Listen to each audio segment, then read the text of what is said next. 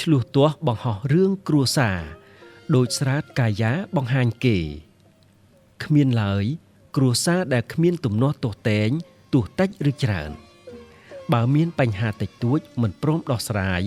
ហើយបែរបរិយាយរាយរាប់លើបណ្ដាញសង្គមបានត្រឹមគេសើចយំគេមើលងាយ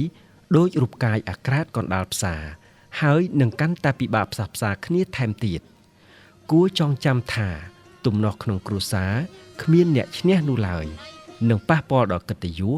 អារម្មណ៍មនុស្សជាទីស្រឡាញ់ទ្រព្យសម្បត្តិពេលវេលាធ្វើការឬរកស៊ីជាដើម